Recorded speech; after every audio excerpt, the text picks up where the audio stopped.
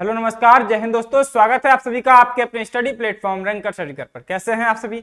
उम्मीद करता हूं, आशा करता हूं आप सभी बहुत अच्छे होंगे, स्वस्थ होंगे। दोस्तों, हमारा हिंदी का पाठ्यक्रम लगातार आगे बढ़ता चला जा रहा है और आज की इस सेशन में हम लोग बात करने वाले हैं कारक के ऊपर। क्या पढ़ने वाले हैं साथियों? हम आज कारक के बारे में संपूर्ण जानकारी करेंगे, ठीक है। और हम सबसे पहले फिर से वही बात कहेंगे कि आप लोगों को इस क्लास को एक मूवी की तरह नहीं देखना है ना। मूवी की तरह कहने का मतलब सिर्फ देखते हुए नहीं चलना है। आपके लिए लाभदायक होगा, प्रॉफिटेबल होगा कि आप एक बुक लेकर के, एक नोट लेकर के बैठे और उसको जो है, जो भी आपको समझ में आ रहा है कि ये पॉइंट हमारे लिए, ये बिंदु हमारे लिए महत्वपूर्ण हो सकता है, उसको लिखते हुए चले, ठीक है। आपके लिए बहुत ज्यादा लाभदायक होगा ये। बाकी हम यहाँ पर समझाने का पूरा प्रयास करेंगे जिस स्तर से, और हम हमेशा सिर्फ इस प्रकार से समझाने का प्रयास करते हैं कि आप लोगों को कोई चीज समझ में आए, चीजों को रटना ना पड़े, ठीक है। तो रट्टाफिकेशन की जो प्रक्रिया है, जो प्रोसेस है, उससे हम आप लोगों को भी दूर करना चाहते हैं और हम भी उस चीज से दूर ही रहते हैं, ठीक है। तो चीजों को समझते हुए आगे चलना है, ठीक है। हम लोग कारक के बारे में चर्चा करने जा रहे हैं। कारक का सबसे मूल, आपका जो मूल आता है, मूल का मतलब जो कारक होता क्या है, ठीक है। इस चीज को हमें समझना है। हम लोग परिभाषा क्या पढ़े हैं उससे अभी भूल जाओ सब, ठीक है। अगर पढ़े हो तो भूल जाओ, नहीं पढ़े हो तो कोई बात ही नहीं है, ठीक है। वैसे आप 12वीं कक्षा पास आउट कर चुके हैं तो कारक तो पढ़े ही होंगे, ठीक है। अब हम बात करेंगे कारक की परिभाषा के बारे में नहीं, कारक होता क्या है इसको समझने का प्रयास करेंगे। क्या समझने का? कारक। अच्छा, एक बात बताइए, आप लोगों ने इसकी परिभाषा में क्या पढ़ा है? परिभाषा में सिर्फ आपने एक चीज पढ़ी होगी कि भैया ऐसा यहां पर संज्ञा का रूप है। देखिए, संज्ञा या सर्वनाम क्या होता है? संज्ञा या सर्वनाम होता है। इसी के हमेशा जो कारक होते हैं वो हमेशा आपके इसी के साथ प्रयोग होते हैं। संज्ञा या सर्वनाम, दो के अलावा किसी के साथ कारक का प्रयोग नहीं होता है। कारक होता क्या है ये समझो। संज्ञा या सर्वनाम का ही ऐसा रूप होता है जो संबंध बताने का कार्य करता है। किससे? क्या बताने का कार्य करता है? देखिए, हम आपसे परिभाषा नहीं रटवा रहे हैं ना, आप इस चीज को समझना। हम आपसे कह रहे हैं कि संज्ञा या सर्वनाम का ऐसा रूप होता है, ऐसा रूप होता है जो संबंध क्रिया के साथ जोड़ने का कार्य करता है। किसके साथ जोड़ने का कार्य करता है भैया? क्रिया के साथ। बस हो गई आपकी यही परिभाषा, समझ लीजिए।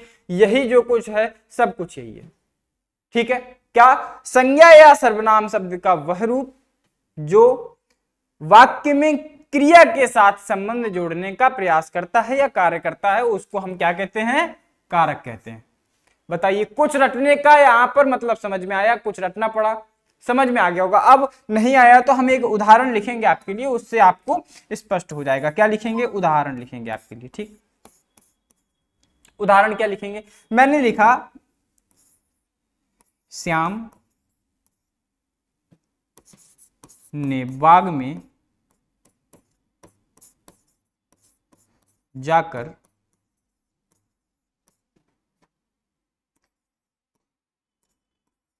डंडे से आम को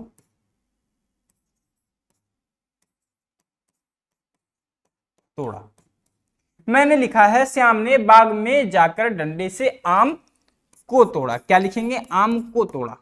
या आम तोड़ा तो एक कहीं ना कहीं एक विक्षिप्त रूप में, एक लुप्त रूप में हमको यहां पर क्या समझ में आता है कि यहां पर को कहीं ना कहीं छुपा जरूर होगा। किसको तोड़ा? आम को तोड़ा। तो आम तो हमें समझ में आ जाएगा ना, तो हम यहां पर लिख भी देते हैं, ठीक है। अब यहां पर एक चीज को समझना कि भैया हम आपसे कह रहे हैं कि ये वाक्य हमने क्यों लिखा। हम कोई साधारण वाक्य भी लिख सकते थे, बस हम आपको एक प्रयास कर रहे हैं कि आपको कारक जो है वो पूर्ण रूप से एक ही वाक्य के माध्यम से समझ में आ जाए, ठीक है। प्रयास यही है। अब श्याम क्या हो जाएगा भैया? आपको मैंने क्रिया पढ़ाई है, आपको उस टाइम बताया है कि कर्ता क्या होता है। कर्ता क्या होता है? जो वाक्य में क्रिया को संपन्न करता है। तो श्याम क्या हो जाएगा? एक कर्ता के रूप में सामने आएगा। कर्ता क्या होता है? जो क्रिया को संपन्न करता है, कर्ता कहलाता है। स्पष्ट बात है, कोई दिक्कत नहीं है, ठीक है। अब हम बात करेंगे क्रिया क्या हो जाएगा। क्रिया तो ये हो जाएगी तोड़ना। क्रिया क्या हो जाएगी? क्रिया से तोड़ना हो जाएगी, कोई दिक्कत नहीं है, ठीक है। और इसका मूल शब्द क्या हो जाएगा? तोड़ हो जाएगा। मैंने आपको बताया था कि आप जब क्रिया देखते हैं तो क्रिया कब बनती है? क्रिया जो है मूल धातु में, मूल शब्द में जो है न प्रत्यय लगाने पर क्रिया बनती है, या किसी अन्य प्रत्यय को लगाने पर हम लोग क्रिया का निर्माण करते हैं। ठीक है, मूल शब्द क्या हो जाएगा? इसका तोड़ हो जाएगा, मूल धातु क्या होगी? तोड़ हो जाएगा। इसके बाद हम लोग क्रिया बनाएंगे तो ना प्रत्यय जोड़ देंगे तो तोड़ना एक क्रिया हो जाएगी। ठीक है, अब हम बीच के भाग के बारे में बात करेंगे, बीच में क्या है। ठीक है, चलिए अब भैया यहां पर मैंने आपसे कहा था संज्ञा या सर्वनाम शब्द के साथ, इस पर यहां पर संबंध बता रहा है क्रिया के साथ, तो ये क्या हो जाएगा? ये एक संज्ञा भी है, श्याम एक संज्ञा भी है। ठीक है, और बाग जो है एक संज्ञा है, डंडा क्या है? एक संज्ञा है, आम क्या है? एक संज्ञा है। ये सभी चीजें एक संज्ञा के रूप में सामने आई है। ठीक है, समझते हुए चलना, हम आपको स्पष्ट अभी बताने का प्रयास कर रहे हैं। ठीक, ठीक है, चिंता करने की बात नहीं है। हम आपसे कहते हैं श्याम और तोड़ा, मैं यहां पर लिखता हूं श्याम और तोड़ा। आप हमें एक बात बताइए, क्या इस वाक्य का कोई सार्थक अर्थ निकलता है श्याम तोड़ा? ठीक है, नहीं निकला। लेकिन अगर हम यहां पर एक ने शब्द का, एक ने प्रत्यय का यहां पर प्रयोग किए हैं, तो आपने यहां पर देखा कि तोड़ने का साथ यहां पर किसने दिया है? ने शब्द ने। ठीक है, तो तोड़ने शब्द ने श्याम का संबंध इस क्रिया से बता दिया कि किसने तोड़ा? श्याम ने तोड़ा। तो भैया यहां पर जो ये चिन्ह आया है इसको हम लोग कहेंगे कारक। ठीक है, अब एक बात को और याद रखना, लोगों के मन में भ्रम हो जाता है कि वाक्य में क्या एक ही कारक आ सकता है? एक ही कारक। ठीक है, क्या आ सकता है? एक कारक आ सकता है। ये बात बिल्कुल आप दिमाग से निकाल दीजिए, ऐसा नहीं है। जितने संज्ञा, ठीक है, जितने संज्ञा और जितने सर्वनाम होंगे, क्या होंगे? जितने संज्ञा होंगे या जितने सर्वनाम होंगे उतने ही वाक्य में कारक प्रयोग किए जाते हैं। ठीक है, उतने ही वाक्य में कारक प्रयोग होंगे। तो हमने क्या कहा भैया, जब यहां पर एक दूसरे के बिना इस ने शब्द के माध्यम से नहीं रह पा रहे हैं तो क्या करेंगे? इस ने को हम क्या कहेंगे? अब कौन सा कारक हो जाएगा? तो भैया इस कर्ता के साथ प्रयोग किया गया है इसे। ठीक है, श्याम करता है, किसने क्रिया की? किसने तोड़ा? तो भैया श्याम ने तोड़ा। तो जब श्याम यहां पर करता है और कर्ता के साथ ये चिन्ह आया है, इसी को तो हम कहेंगे कर्ता कारक। क्या कहेंगे? कर्ता कारक। उम्मीद करता हूं कि आपको कुछ समझ में कर्ता कारक के बारे में आया होगा। ठीक है, मैंने आपसे बताया कारक क्या होता है? संज्ञा या सर्वनाम का वह रूप होता है जो क्रिया के साथ संबंध बताता है। इस संज्ञा का संबंध इस क्रिया के साथ बताया है, किस शब्द ने? इस शब्द ने बताया है। तो कारक का हर एक अलग अलग चिन्ह होता है, मैंने ये बात बताने का यहां पर प्रयास किया। अब हम पढ़ते हैं वो चिन्ह क्या कहलाता है। ठीक है, यहां पर अभी इस वाक्य को यहीं पर छोड़ दो, फिर हम दोबारा से इसी वाक्य पर आएंगे। ठीक है, दोबारा से फिर से इसी वाक्य पर आएंगे। अब हम लोग जरा ये जान लेते हैं कि उस रूप को क्या कहते हैं जो यहां पर प्रयोग किया गया, जैसे कि ने देखा। ठीक है, तो भैया उसको हम लोग कहते हैं विभक्ति,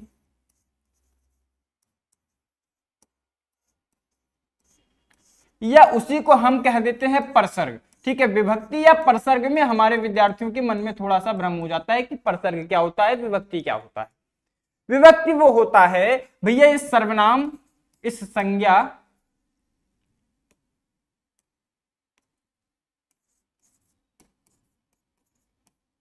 या सर्वनाम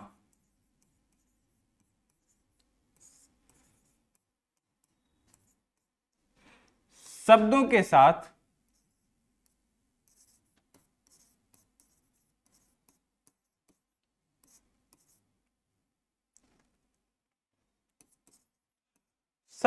साथ वाक्य में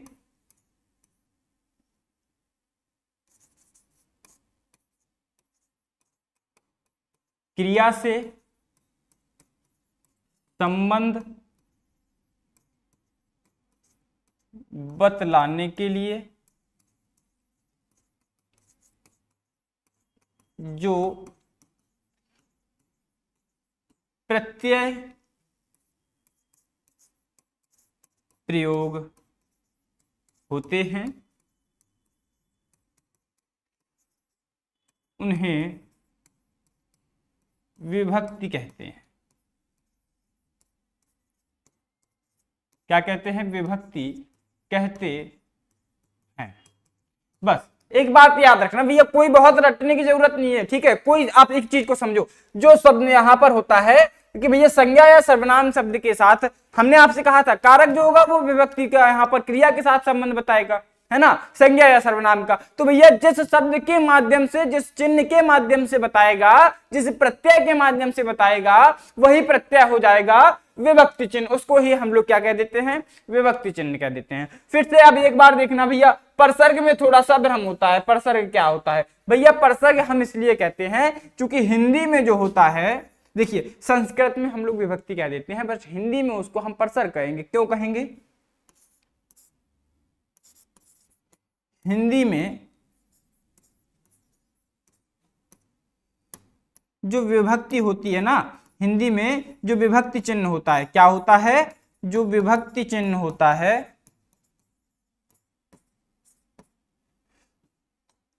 वो उसमें क्या होता है, वो अलग से प्रयोग किया जाता है, ठीक है। क्या होता है? अलग से प्रयोग किया जाता है, होता है। अलग से प्रयोग होने का मतलब, जैसे श्याम के साथ क्या जुड़ गया था? ना, ने जुड़ गया था, तो श्याम अलग हो गया था और यहां पर क्या हुआ था? ने अलग हो गया था। तो भैया ये विभक्ति चिन्ह जो है श्याम के साथ तो आया है, लेकिन अलग रूप में आया है, एक अपने स्वयं के रूप में आया है। तो यह क्या होता है, हिंदी में जो विभक्ति होती है वो अपने निजी अलग रूप में आती है, और उसके जो कहते हैं हम भैया, उसी को हिंदी में क्या कहते हैं? परसर्ग कहते हैं। क्या कहते हैं? परसर्ग कहते हैं। इसलिए कहते हैं, परसर्ग का मतलब होता है कोई विभक्ति चिन्ह जब हिंदी में या संस्कृत में कभी भी प्रयोग किया जाएगा, भैया प्रत्यय है तो कहाँ प्रयोग होगा? वाक्य शब्द के जो है पिछले भाग में होगा। तो परसर्ग का जो शाब्दिक अर्थ होता है उसका मतलब होता है पीछे जुड़ना, ठीक है। क्या? पीछे जुड़ने वाला, ठीक है,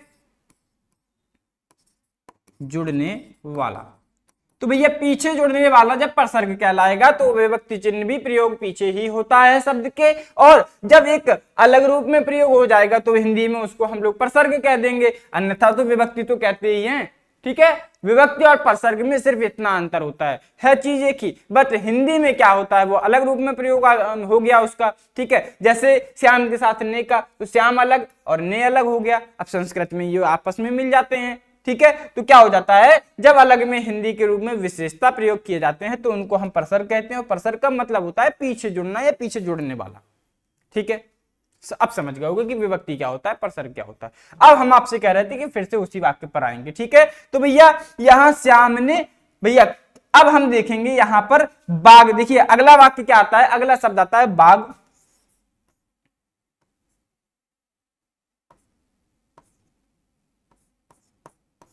और फिर हम लिखेंगे, ठीक है, बाग के बाद एक शब्द ये आपके जाकर भी साथ में आया है, ठीक है, बाग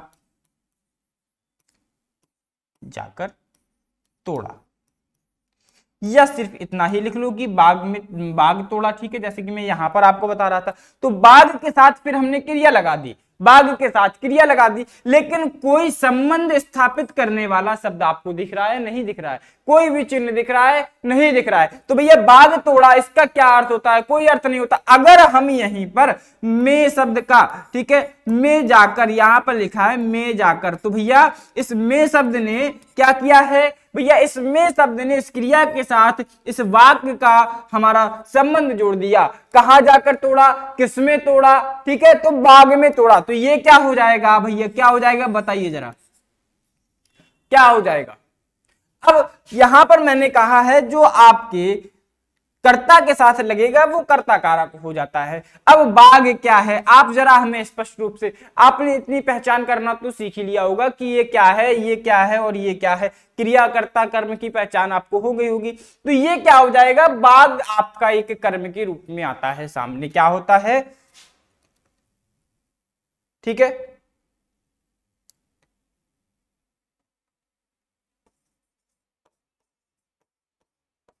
ये आपका सामने आ गया। अब हम अगर बात करते हैं किससे तोड़ा, तो डंडे से तोड़ा, ठीक है। फिर से तोड़ने का संबंध किससे तोड़ा?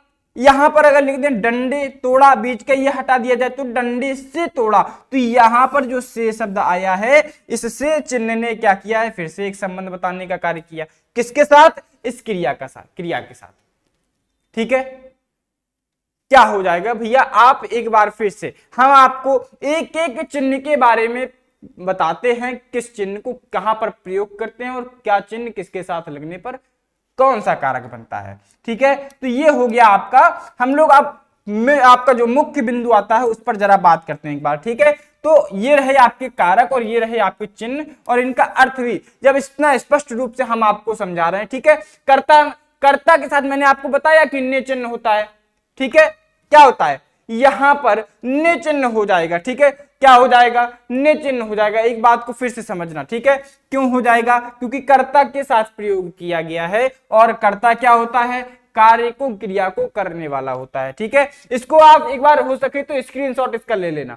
ठीक है, ये आपके काम में आएगा। ठीक है, और कर्म क्या होता है, जिस पर काम का प्रभाव पड़ता है। भैया काम का प्रभाव कैसे, क्रिया की गई और उस क्रिया का प्रभाव जिस पर पड़ जाए, उस कर्ता जिस कार्य को करता है और जिस पर प्रभाव क्रिया का पड़ जाता है, जिस पर आधारित हो जाती है क्रिया, ठीक है, तो वो हमारा कर्ता कारक, कर्म कारक होता है, और उसका जो चिन्ह होता है वो को होता है।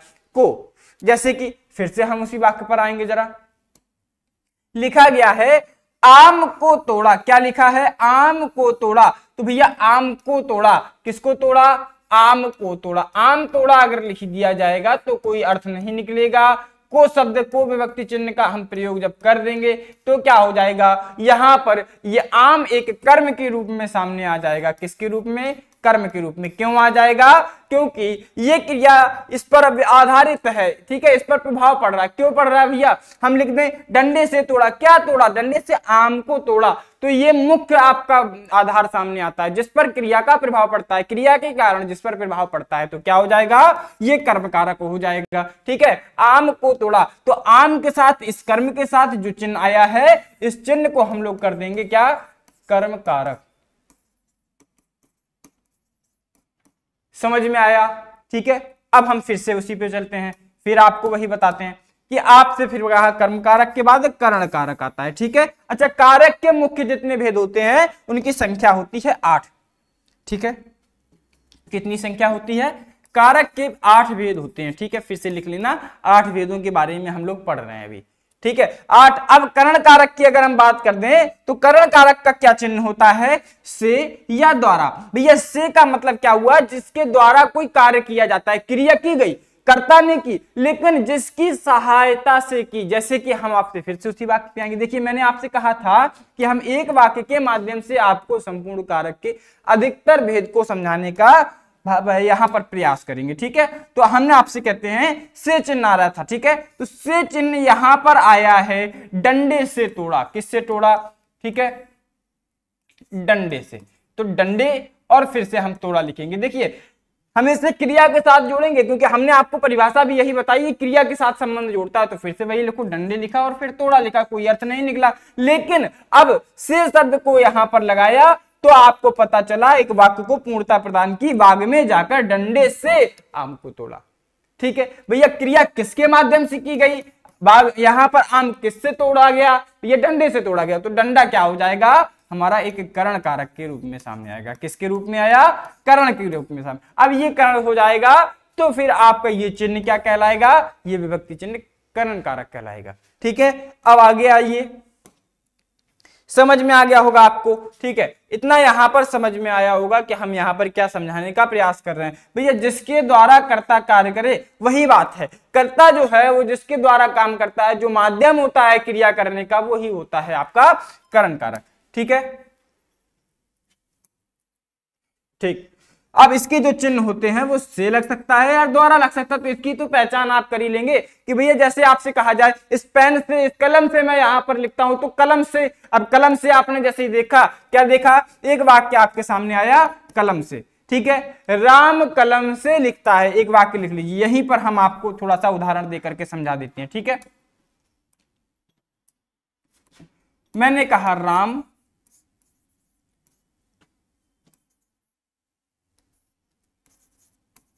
कलम से पत्र लिखता है। क्या लिखता है, पत्र लिखता है।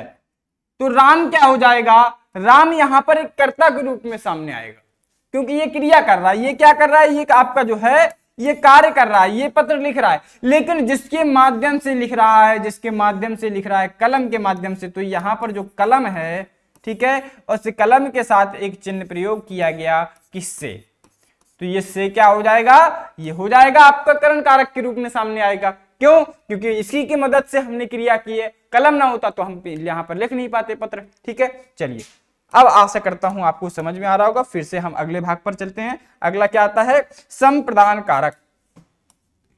ठीक है, संप्रदान कारक सामने आता है। संप्रदान कारक के आपके चिन्ह होते हैं, को होता है और के लिए होता है। भैया यहां पर संप्रदान का क्या मतलब होता है, वाक्य में क्रिया हुई, ठीक है, किसी के माध्यम से की गई, लेकिन वाक्य में जो कार्य किया गया हो वो जिसके लिए किया गया हो। ठीक, अब जिसके लिए मतलब जो आपको, भैया आप कोई कार्य कर रहे हैं, हम आपके लिए कार्य कर रहे हैं, हम आपको पढ़ाने का कार्य कर रहे हैं, ठीक है, तो हम यहां पर क्या लिखते हैं, वाक्य के माध्यम से, उदाहरण के माध्यम से समझना। ठीक है, मैंने यहां पर लिखा, राधा ने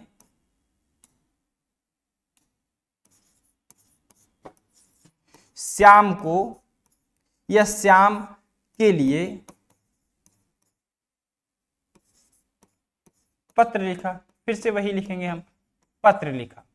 तो भैया यहां पर क्रिया हुई, पत्र लिखा गया, पत्र लिखा गया, क्रिया भी हुई, और भैया किसने की, राधा ने की। तो जिसके लिए की, किसके लिए, भैया एक जब आप अर्थ समझने लगेंगे ना कि हमने क्रिया वाक्य में की है, लेकिन जिसके लिए क्रिया कर दी हो वही तो हो जाएगा आपका संप्रदान कारक। क्या हो जाएगा, संप्रदान कारक। और इसी के चिन्ह क्या सामने आए, संप्रदान कारक। ठीक भैया, हमने आपसे कहा है वाक्य में क्रिया की गई, पत्र लिखा गया, कोई बात नहीं, पत्र को लिखी, यहां पर लिखने दो, कोई दिक्कत नहीं है, लेकिन पत्र जिसके लिए लिखा गया हो वो हो जाएगा संप्रदान कारक के रूप में। क्रिया जिसके लिए की गई हो और जिसके द्वारा की गई हो इससे हमें मतलब नहीं है, बस जिसके लिए की गई हो आप उस चिन्ह को पहचानना और उसके साथ जो चिन्ह लगेगा वो आपका हो जाएगा संप्रदान कारक। ठीक है, चलिए अब आते हैं अपादान कारक। अच्छा बताइए, आपको समझ में आ रहा है ना, जो हमने अभी कर्म कारक पढ़ा, कर्ता कारक पढ़ा, या कर्ण कारक या संप्रदान कारक, तो आपको समझ में आ रहा होगा कि किस प्रकार से हमें चीजों को समझना है। ठीक है, वही यहां पर लिखा गया है कि जिसके लिए क्रिया की जाए, वही एक ही बात है जो हम आपको बता रहे हैं, जिसके लिए क्रिया की जाए वही होता है। हम आपको एक चार्ट इसलिए दिए हैं, नहीं तो किसी की प्रकार की जरूरत यहां पर नहीं थी, हम साधारणता आपको लिख करके समझा सकते थे, लेकिन आपको थोड़ा सा स्पष्टता समझ में आए, ठीक है, उसके लिए यहां पर ये लगाया गया है। अब अपादान कारक की अगर हम बात करते हैं, अपादान क्या होता है, जब हम वाक्य में क्रिया होती है, लेकिन जब क्रिया किसी से अलग होने के संबंध में यहां पर दर्शाए एक भाव, क्या दर्शाए, एक भाव दर्शाए अलग होने के संबंध में। कैसे दर्शाएगी भैया, उसका चिन्ह पहले देख लो, से चिन्ह आया है, इसके अलावा कोई चिन्ह नहीं हो सकता। ठीक है, लिखिए एक वाक्य, मैं यहां पर एक वाक्य लिखता हूं। ठीक है, एक वाक्य ये लिखा, राधा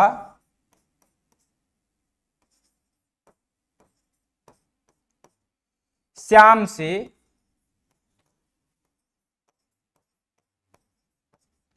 दूर चली गई।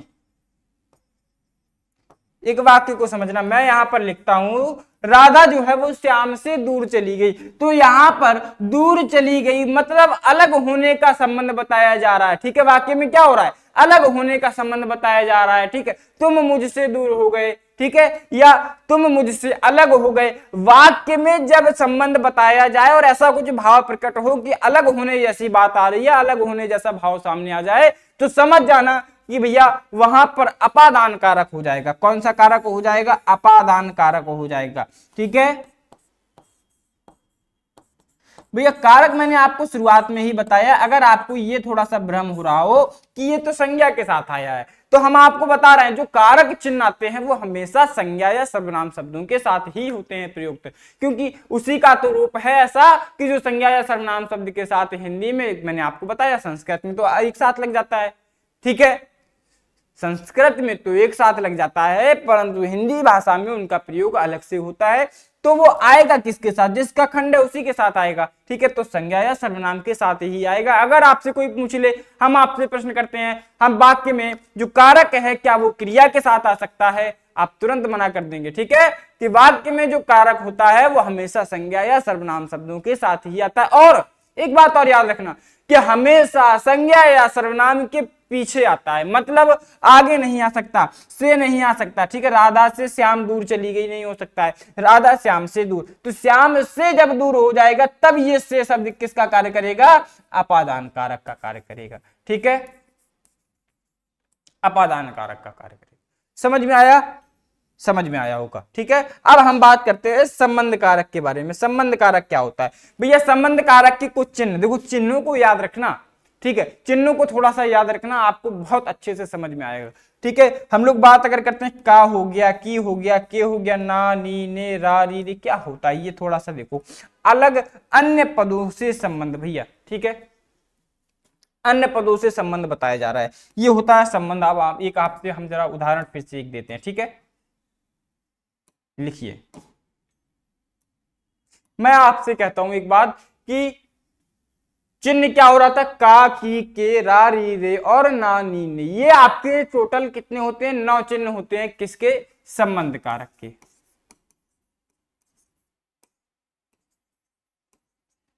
संबंध कारक के। ठीक है, मैं लिखता हूं राधा ने श्याम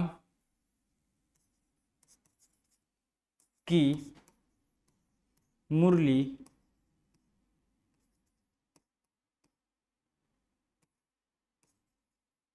छिपा दी।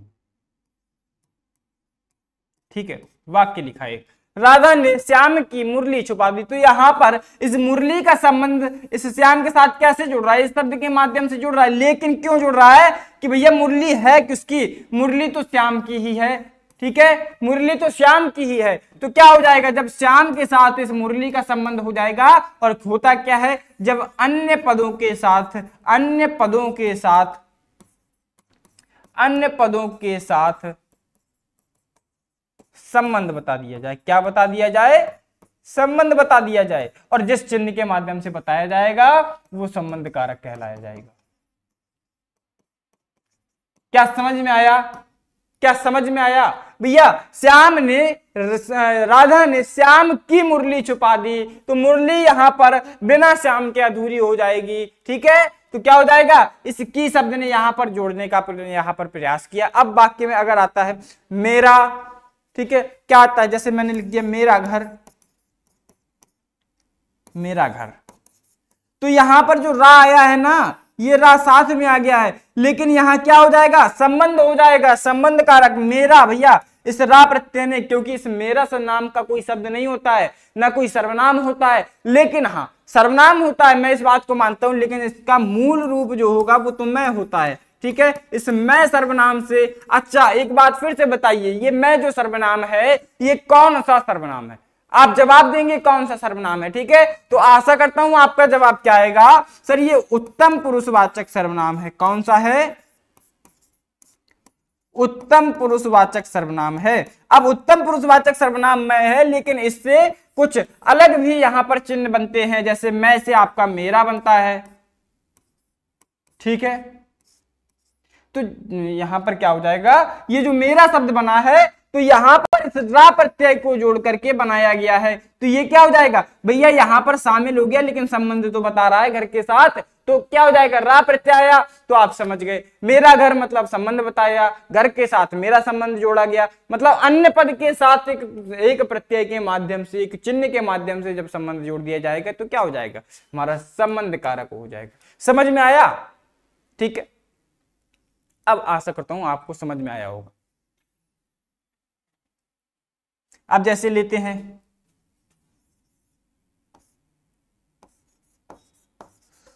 उसका घर, ये क्या है, आप हमें बताइए, क्या उसका कोई सर्वनाम होता है, लेकिन उसका घर मतलब संबंध बताया गया है, संबंध तो जोड़ा गया है, तो का यहां पर एक प्रकार से जोड़ा गया, किसमें जोड़ा गया, उसमें जोड़ा गया। ठीक है,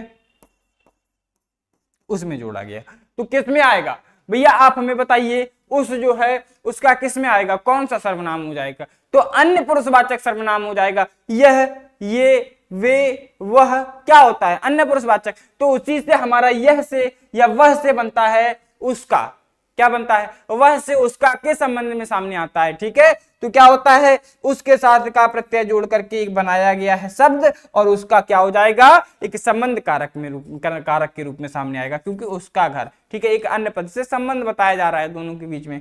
ठीक है, ये मतलब होता है। उम्मीद करता हूं आपको समझ में आ गया होगा। ठीक है, अब चलते हैं हम लोग अगले भाग में। अगला भाग क्या होता है, अधिकरण कारक क्या होता है। अधिकरण कारक होता है चिन्ह होते में और पर। भैया क्रिया का जो आधार होता है, ठीक है, अब अधिकरण जो कारक होता है वो में या पर आधारित होता है। ठीक है, किस पर आधारित, क्रिया का आधार जो होता है, क्रिया जिस पर। ठीक है, एक चीज को समझना, जहां पर ये चिन्ह वाक्य में आ जाते हैं, में आ जाए या फिर पर आ जाए, किस प्रकार से आ जाए, एक वाक्य को लिखते हैं।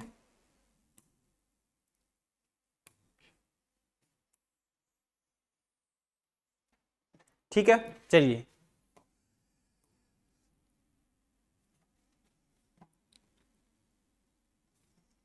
यहां पर लिखते हैं,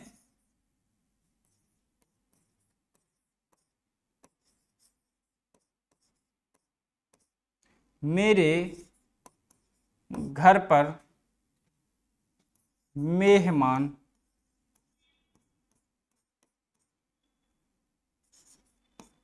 पधारे। ठीक, एक वाक्य लिखा। देखो एक वाक्य में हम आपसे संबंध यहां पर बताने का प्रयास करते हैं। मेरे क्या हो जाएगा, क्या हो जाएगा, हम आपसे पूछते हैं यहां पर, आप एक बात बताइए कि हम आपसे एक प्रश्न करते हैं कि संबंध कारक की पहचान करिए। सबसे पहले तो आपने जो पिछला पढ़ा है उसके बारे में बताइए। यहां पर इस वाक्य में संबंध कारक क्या हो जाएगा, जरा बताएंगे संबंध कारक क्या हो जाएगा। आप तुरंत से दिमाग लगाएंगे कि भैया मेरे नाम का कोई शब्द नहीं होता, लेकिन मैं एक सर्वनाम होता है, इससे एक वाक्य एक शब्द बन सकता है मेरे। ठीक है, मेरा बन सकता है, मेरे बन सकता है, मेरी बन सकता है। समझ गए कि भैया रा जोड़ा गया। अब रा जोड़ा गया है तो क्या हो जाएगा, संबंध हो जाएगा, किसके साथ, घर के साथ हो जाएगा, मेरे घर पे।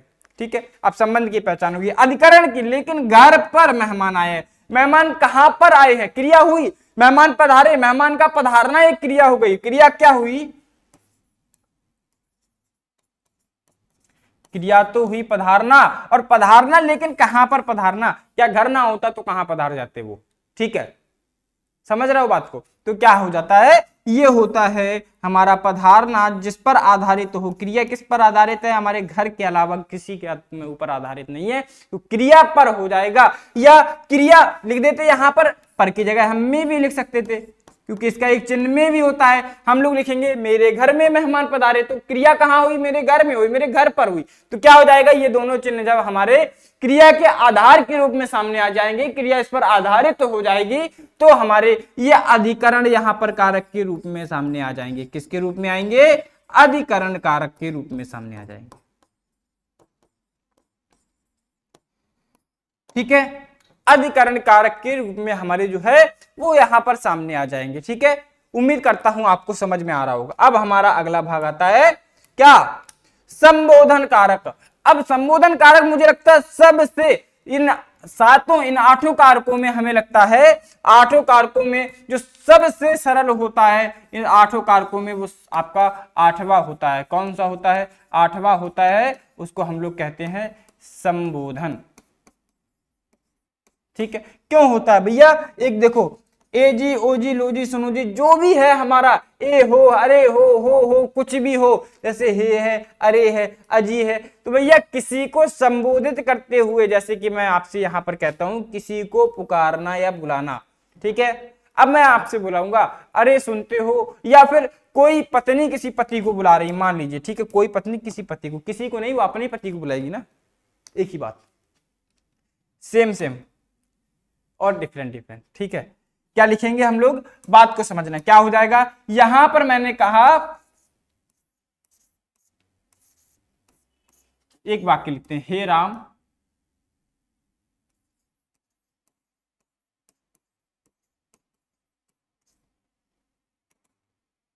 दया करो, ठीक है, मुझ पर दया करो, मैं लिखता हूं यहाँ। उदाहरण भी आपके वही रहेंगे। मैं आपसे यहां पर कहता हूं कि जो लिखा गया है हे राम मुझ पर दया करो, तो लिखा हुआ है हे राम, लेकिन राम को बुलाने का प्रयास इस हे शब्द ने किया है, तो यहां पर क्या हो जाएगा, जब बुलाने के रूप में सामने आए, पुकारने के रूप में सामने आता है, तो हे प्रत्यय लगाया गया, हे शब्द लगाया गया, ये क्या हो जाएगा, एक संबंध, ये सबसे अलग होता है, ठीक है, ये क्या होता है, सबसे अलग होता है, ये सबसे आगे हमेशा लगेगा। वाक्य में पहचान जाना, हम आपसे कहते हैं अरे तुम इधर आओ, तो अरे शब्द कब लगेगा, वाक्य में आगे की ओर लगेगा, ठीक है। तुम अरे इधर आओ तो नहीं कह सकते हैं, हम क्या कहेंगे, अरे तुम इधर आओ, ठीक है। फिर से लिखते हैं, अरे के बाद एक विस्मय यहां पर चिन्ह लगता है। एक बात याद रखना, अधिकतम जो आपके वाक्य होते हैं हे के बाद क्या लगेगा, यहां पर इस पूरे वाक्य के बाद लगेगा, पूरे पद के बाद लगता है, ठीक है। तो ये अरे पूरा पद हो जाता है, ठीक है। इसके बाद लिखते हैं अजी, अजी लिखेंगे, फिर यहां पर लिखेंगे सुनते हो लिखेंगे, ठीक है। उदाहरण भी आपको यहां पर स्पष्ट बहुत वीआईपी टाइप में देखने, अजी सुनते हो, ठीक है। तो यहां पर अजी शब्द का प्रयोग कहां किया गया, किस लिए किया गया, एक किसी को बुलाने के लिए किया गया, ठीक है। तो बुलाने के संबंध में, पुकारने के संबंध में जब हमारे सामने कोई शब्द प्रयोग किया जाता है, कोई पद प्रयोग किया जाता है, कोई प्रत्यय, कोई विभक्ति चिन्ह प्रयोग किया जाता है, बस आंख बंद करना और संबोधन कारक पे टैप कर देना, मतलब संबोधन कारक कहलाया जाएगा। स्पष्ट रूप से समझ में आया क्या कहलाया जाएगा। अब कौन कौन से यहां पर, इस पर यहां पर हुए हैं, आपका ये शब्द हो गया, आपका ये शब्द हो गया, आपका हे शब्द हो गया, ये शब्द तीनों क्या हो जाएंगे, आपके संबोधन कारक के रूप में सामने आएंगे। किसके रूप में, संबोधन कारक के रूप में सामने आएंगे। अच्छा एक बात बताइए, इतनी जितनी भी हमने अभी एक पीछे इतने देर से हम लोग पढ़ रहे हैं, क्या किसी भी प्रकार की कमी आपको नजर आई, किसी प्रकार का आपको डाउट हुआ होगा तो आप कमेंट बॉक्स में तुरंत से हमसे पूछेंगे, ठीक है। हम आपके डाउट को क्लियर करने का प्रयास करेंगे। समझ में आया। अब एक बार इसका रिवीजन कर लो। कर्ता क्या होता है, जहां काम किया, जिसके द्वारा कार्य किया जाता है, क्रिया की जाती है। कर्म क्या होता है, जिस पर काम का प्रभाव पड़ता है, भैया क्रिया की जाती है लेकिन जिस पर प्रभाव पड़ता है, ठीक है। तो क्या हो जाएगा, यह करण कारक हो जाएगा, फिर जिसके द्वारा कर्ता काम करता है, मतलब सहायक के रूप में। जब वाक्य में हमारा कोई पद एक सहायक के रूप में सामने आ जाए और उस पद के बाद जो विभक्ति होगी वो करण कारक हो जाएगा, ठीक है। अब संप्रदान कारक क्या होता है, को के लिए है, ठीक है। चिन्ह को याद कर लेना, कर्ता ने कर्म को करण से के द्वारा, संप्रदान को के लिए, संप्रदान को के लिए। एक दिन भर एक गाना सुनते रहते हैं तो एक 5 मिनट का टाइम निकाल के इसको थोड़ा सा याद कर लेंगे, ठीक है। तो आप कुछ रटने की आवश्यकता नहीं है। कर्ता ने कर्म को करण से के द्वारा, ठीक है। करण से के द्वारा मतलब क्या होता है, कर्ण जिसके द्वारा काम किया जाता है, के द्वारा भी लगा दे, ठीक है। तो क्या हो जाएगा, जिसकी सहायता से। संप्रदान को के लिए अपादान से अलग होने के संबंध में क्या कहते हैं, संप्रदान से अपादान से अलग होने के संबंध में, संबंध काकी के रारी रे नानी रे नानी ने, ठीक है। और अधिकरण में पर, ठीक है, में होता है और पे होता है, पर होता है, ठीक है। और संबंध हे भो अरे, ठीक है, भो भी होता है, एक भो शब्द भी आता है अगर आपने सुना हो तो, ठीक है। तो आपने यहां पर कर्ता का संपूर्ण भाग पढ़ लिया है। बस कर्ता में कुछ नहीं है, यही है जो भी है, बस कर्ता यहीं पर समाप्त हो जाता है। कर्ता में कुछ विशेष आपको देखने को नहीं मिलेगा, ठीक है। कर्ता जो है वो यहीं पर समाप्त होता है और हम लोग यहाँ पर कर्ता के बारे में संपूर्ण पढ़ चुके हैं। अब आता है बात प्रश्नों के बारे में। प्रश्न किस प्रकार से बनते हैं, तो प्रश्नों के लिए हम आपके लिए लेकर के आएंगे हर चैप्टर का, जैसे कि आपके लिए आता है हर चैप्टर का एक एक लेक्चर आएगा और पूरे 1 घंटे में हम लोग उसमें क्या करेंगे, उस 1 घंटे में हम लोग अपने प्रश्नों को हल करेंगे, ठीक है। बट हमने जितने कम समय में आपको यहाँ पर एक एक वाक्य के माध्यम से कर्ता को समझाने का प्रयास किया है, उस माध्यम से हमें लगता है कि आपको पूरी जानकारी और बहुत बेहतरीन तरीके से आपको कर्ता समझ में आ गया होगा, ठीक है। तो यहाँ पर हम इस कक्षा का यहाँ पर समापन करते हैं और उम्मीद करता हूं कि आपको भी उसी उम्मीद के साथ, जिस उम्मीद के साथ मैंने पढ़ाया उसी हिसाब से समझ में भी आया होगा, ठीक है। तो यहाँ पर इस थैंक यू के साथ और स्माइल करते हुए, ठीक है, ठीक है। अब हम आपसे यहां पर विदा लेते हैं और जल्द ही हम आपके लिए कारक का प्रश्नों का आपके सामने भंडार लेकर के उपस्थित होंगे और विथ एक्सप्लेनेशन, एक एक चीज को एक्सप्लेन करते हुए हम आपके पास जरूर आएंगे, बहुत जल्द आएंगे। ठीक है, तब तक के लिए हमारे साथ बने रहें, स्वस्थ रहें, मस्त रहें। धन्यवाद।